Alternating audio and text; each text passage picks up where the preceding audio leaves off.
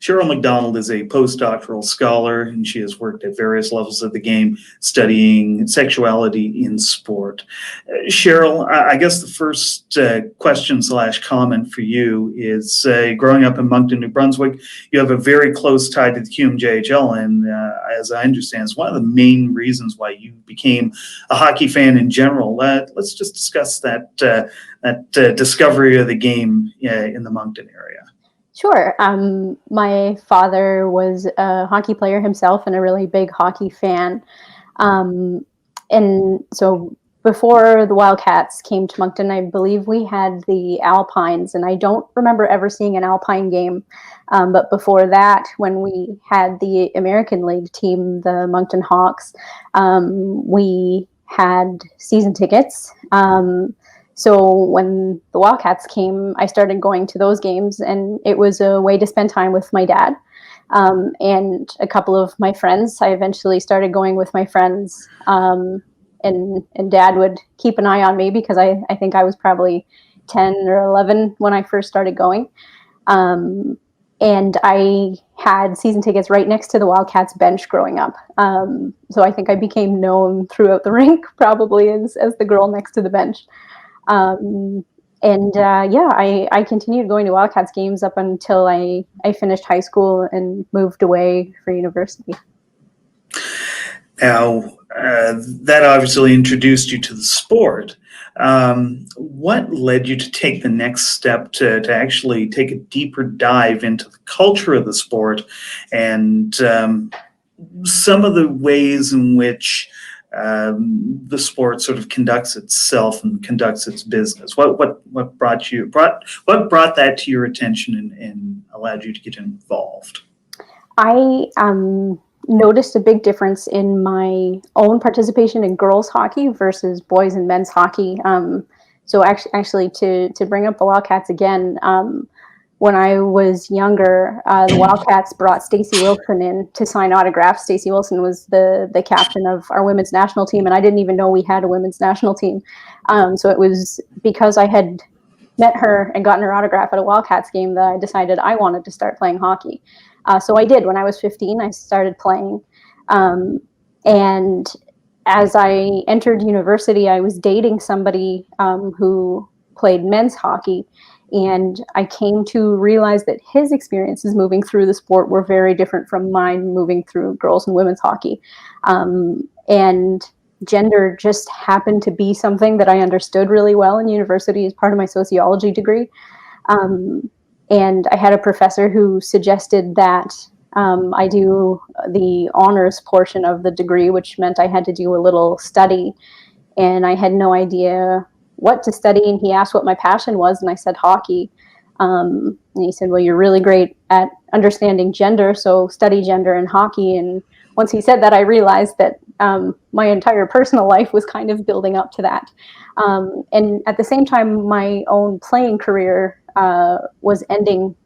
So this was a way for me to keep the sport in my life and still be around the rink a little bit and around my friends. So that's how it all came together.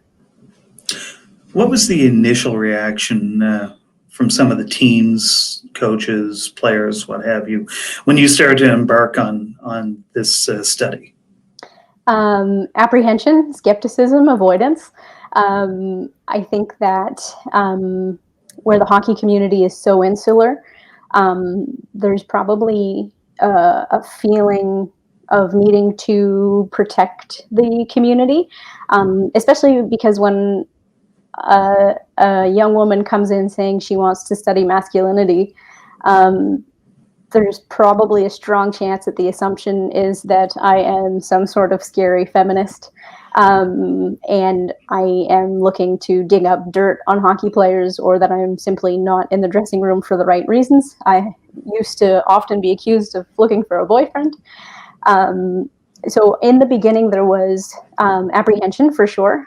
As my career went on over the past 10 years, I gained a name for myself, and people are starting to know who I am. And I think I have established my track record and my ability to conduct myself professionally. And I also think that the community is more open-minded to topics like gender, sexuality, those sorts of things. So you're seeing an increase in folks who actually think it's important for me to be there instead of folks who are worried about what my intentions are. And along those same lines, obviously, you almost had to break the ground, so to speak, to even get in the room, get people to understand the value of what you wanted to pursue. Now that a few years have gone on, your studies have actually delved rather deep into the culture, particularly on the men's side of the game. What is the reaction now that you're a little bit well known, now that the cause of everything that you're trying to accomplish is a little well known? What sort of reaction are you getting nowadays when you're even something as simple as going on social media, letting people know your reaction to certain things within the sport? How are people viewing you, and did it become any easier over time for you to obtain the information that you're trying to seek? You raise two different but very good questions, in my opinion, because on social media is one thing, and then sort of being on the ground is another. On social media, I saw a change where I was often trolled a lot, if you will, to use that term, where I would share my opinion and then often be attacked for it. These days, at the risk of pumping up my own tires, if I share a pretty strong opinion, then I have media contacting me on social media, wanting to know if they can talk to me about it. So I think that my legitimacy has changed for sure. Outside of social media, it has been interesting because my academic colleagues often have very different opinions from my friends and family that are actually like members of the hockey community. My academic colleagues often have very strong opinions about equality, about social justice, and sometimes criticize me for not being analytical enough and not criticizing the game enough. Whereas in the community, I think that the people who are involved in hockey that don't spend their time analyzing it for a job, they're less critical and also less likely to want to criticize hockey because they love it. And that's fair. Who are we to, if we love something, chances are we don't want to find the bad parts of it. So on that side, I often get told that I'm making too big of a deal. But the one thing that I appreciate is that folks on both sides are always supportive of me personally, even if they don't always agree with my thoughts or with what I'm doing. I have been fortunate to have a community on both sides and those in between. There are academics who are part of the hockey community, obviously.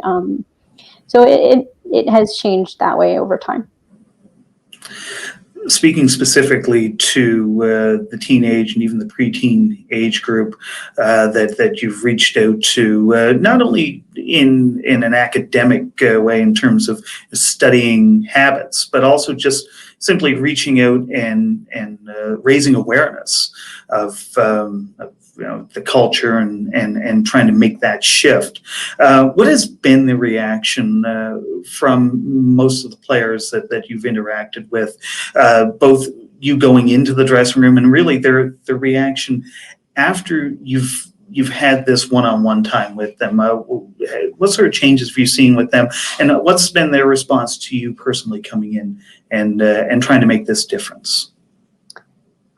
So the place that I think has been most meaningful for me is in my gender and sexuality workshop. So throughout my PhD and then since then, I go in and talk to teams about gender, about sexuality. And I think that is where I see the most change in people, and where I am able to also build relationships with folks. Because if I'm simply doing an interview or administering a survey, I can have wonderful conversations with folks for sure and get to know them. But my workshops are where you have like an hour to an hour and a half of me giving information and doing some education, but also asking them questions, also getting to know their personalities, their senses of humor. I normally do a scavenger hunt, partly just to make sure that they're paying attention, because they need to have paid attention to get the clues for the scavenger hunt, to win prizes. And it's in that setting where they are willing to ask me questions or make comments. Normally during an interview, it's more formal, and so I feel like I am getting answers out of folks, sure, but not really always getting their deeper intentions. And it's normally within the workshop that I get, I see that comfort where the younger ones especially are willing to say, well, what if I have a naked teammate in the shower who's gay? Or how is having a gay teammate in the dressing room any different than having a girl in the dressing room who's straight? Or, they, on the other side, let their guard down enough that I do hear their anti-gay comments that they make naturally, well, not naturally at all, but it's second nature to them right now to make those comments when they're joking around with one another. So that has been really cool to get to know them as people, and for them to let me into their worlds, more than just a pretty formal interview, has been really cool for me. Now, obviously, Cheryl, when you leave after conducting any of these seminars or teachable moments, things fall back to the coaching staff. Those, obviously, they're always the first point of contact for anybody on the team. With that in mind, how has your relationship, or how has your teachings worked towards members of the coaching community, and what kind of reaction, positive, negative, otherwise, have you encountered, especially after the fact, after you've reached out to their players? First, everybody is very friendly, very welcoming of me. I have colleagues who have been in situations where they have been, quite frankly, mistreated by coaching staff, or other management personnel, etc. That, quite honestly, has not been the case for me. But I also am relatively good at knowing whether or not they agree with what I'm doing, and whether or not they're just kind of helping me out to be nice, and no one's ever going to talk about it again after I leave. So it, I think the coaching staff is very important in terms of carrying on what we've learned, what they have learned. And also the leadership group on the team is a big one. I've noticed that if you have a captain and assistant captains who do things like make clear that anti-gay language isn't welcome in the room, you see a pretty significant decrease in it. Whereas if the ringleaders on the team don't operate on that set of morals, then everybody sort of reverts to that lowest common denominator of especially using that kind of language or having those kinds of attitudes.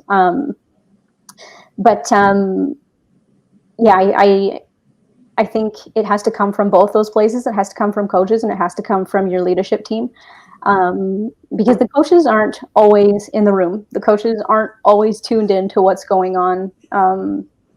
So I think if it's just coming from them, whether their intentions are good or not, it's not always enough. However, I do think that they have a responsibility to set a standard of conduct. And I think that's one of our biggest challenge areas right now, especially as you move up to the more competitive levels. You have a lot of men in particular who are very set in their ways, set in their beliefs, aren't interested in gender and sexuality, have no idea why that subject has been brought into the dressing room. So they're less interested in creating change. And I think that for folks like me, that's definitely one of the biggest areas that we need more work. But at the same time, the former NHL players that I have interviewed have been the most vocal about the fact that those guys are on their way out. And as you see younger people coming into positions of coaching, management, you name it, you're seeing that social progress needle move a little bit, which is great. You talk about the NHL players that you've reached out to. Obviously, you've done a lot of work at the university level as well, particularly with your time at St. Mary's University in Halifax. The players at the junior level, they're aspiring to be either future pros or, failing that, they are most likely going to be future university level hockey players. The work that you're doing out in the public eye with the NHL players, with the university players that are sort of bringing more awareness to this changing culture that we want to see.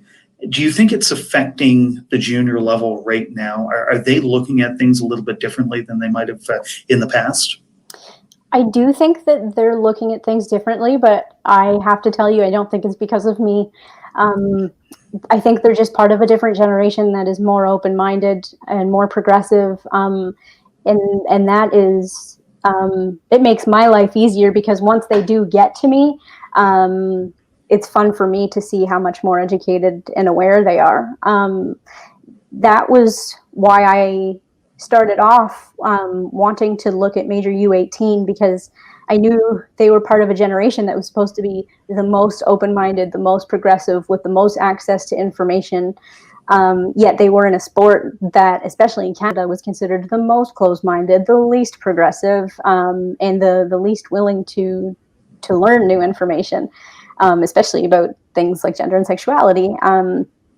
So I wish I could take credit for that change, but I think at that level, they're coming to me already quite prepared. And that has probably been the best part of my career, is being able to trace those differences where when I worked with Major Junior in 2011, they probably, most of them couldn't tell you what LGBT stood for at all. And come 2014, when I worked with Major U18, almost half of them knew what that meant. And these days, when I walk into a dressing room of men anywhere under 25, I mean, maybe there are some who don't know, but for the most part they do. And just that right there shows me the biggest change over the years. So I am, yeah, I wish I could say I had more to do with it, but I think it's a positive sign, though, that the world is changing and not just me and my work.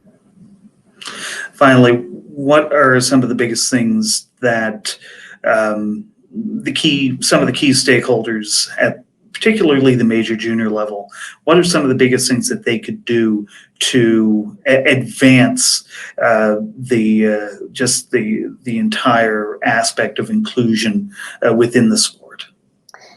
At the major junior level, especially in Canada, we're dealing with celebrities. We really are. People look up to them, kids look up to them. And so I think as much as I would love to get them all in a room to teach them all about gender and sexuality, I think visibility is a big one.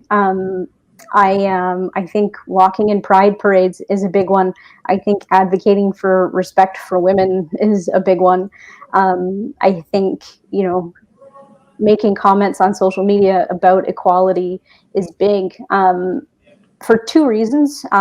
One, it sets the tone for the younger generations, but two, I come across a lot of people who don't always necessarily agree with whatever it is that I'm involved in, or who don't always necessarily understand gender and sexuality, but think it's very important to send the right message to younger people. And so regardless of their own personal opinion, they are willing to teach younger people about why it's so important to be inclusive of others. And I mean, I have my own personal issues with that, but at the same time, I think it's so important to educate the younger generation and promote equality with the younger generation, that if major junior athletes can be on their socials, be out in the community, and really push that messaging, that's the biggest one for me. And then the second is to actually do the work and learn, and help others learn. I mean, there are athletes who are already really well versed in different gender identities and sexual orientations, and it would be really cool to see them take leadership roles on spreading that education. But again, awareness and visibility is definitely the first one for me. Cheryl, thank you so much for sharing some of your knowledge, some of your past experiences, and some of your opinions. It's been a pleasure. Thanks, Will.